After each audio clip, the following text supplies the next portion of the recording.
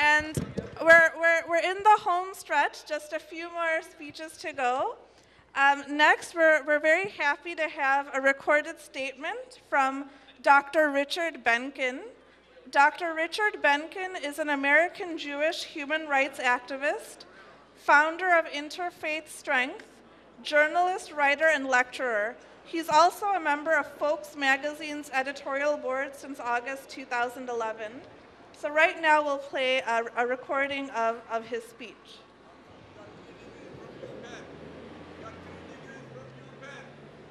He has 3 degrees from UPenn.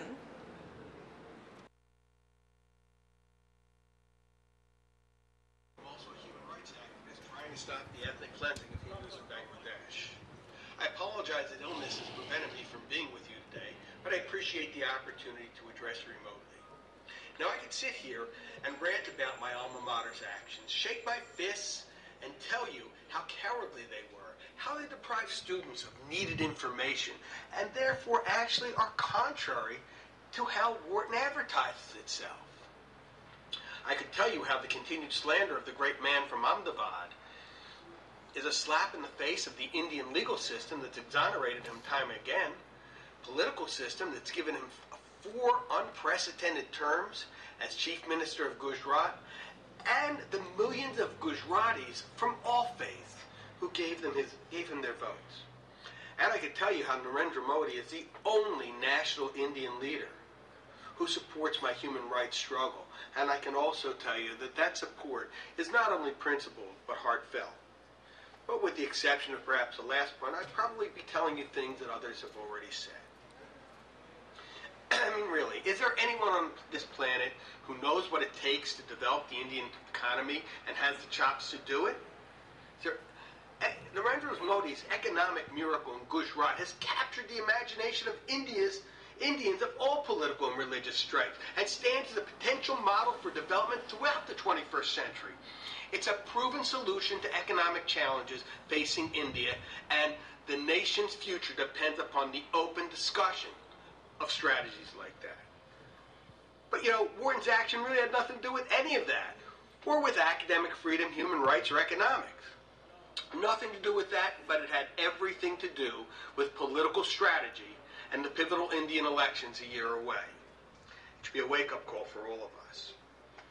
Right now, the feeling in India is almost electric. Cries for the BJP to name Narendra Modi their candidate for Prime Minister grow louder each day. For the first time in years, it appears that the BJP and Modi are poised to unseat the almost dynastic left-center Congress Party, and the anti-Indian and hyper-leftist nexus is scared to death. I mean, they realize that in 2009, when the last elections were held and they handed the BJP a crushing defeat, India had not yet experienced the economic dislocation of the worldwide recession. Since conditions seemed okay, they were not of a mind to vote for change. But today things are different, aren't they? While many of those other economies have begun to recover, the Indian economy has stagnated. My U.S. dollars fetch fewer and fewer rupees with every successive trip I took to India, until this year when they got more than they did before 2009. Inflation was at a double-digit rate throughout most of 2010 and 2011, and it crept back up again in February. Indians saw prices on consumer items with the greatest impact on their lives rise dramatically, and the Congress Party's new budget promises even more price hikes on items like railway tickets, hitting both the rising middle class and the mass of people hard.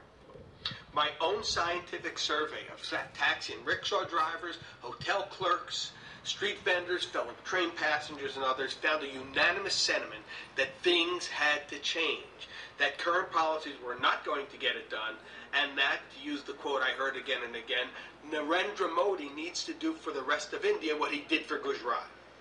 Making the Congress Party's political strategist's job even more difficult is the fact that Modi's personal life is beyond reproach, and he has never been credibly associated with any sort of corruption. So what are we left with? And Wharton provides a clue.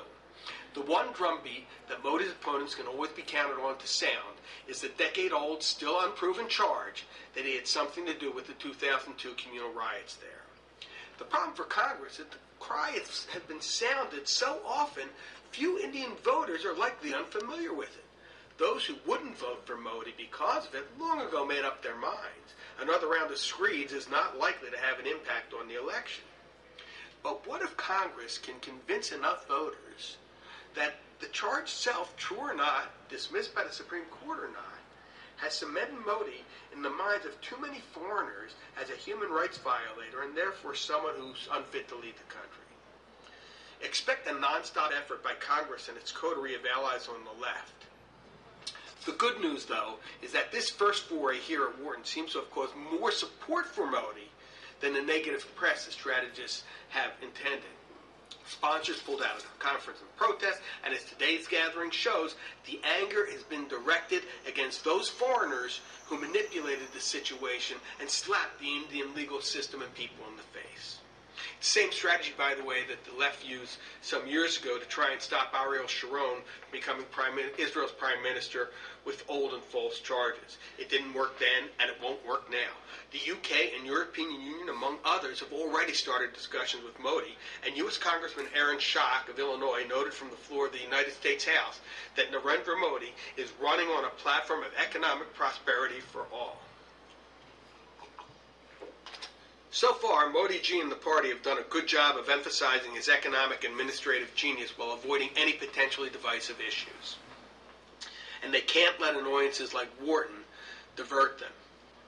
Like Republicans here in 2012, the BJP is making the point that the incumbents have badly mishandled the people's money and lives. As the very long campaign season dragged on here, however, the point had been made so many times as the compelling reason to vote for a change that even a slight upturn in the economy in the fall was enough to convince enough Americans not to vote for one.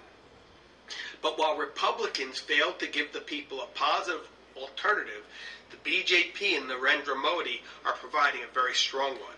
And that is what scares the pants off of those who manipulated Wharton into a shameful act. It's now in our hands.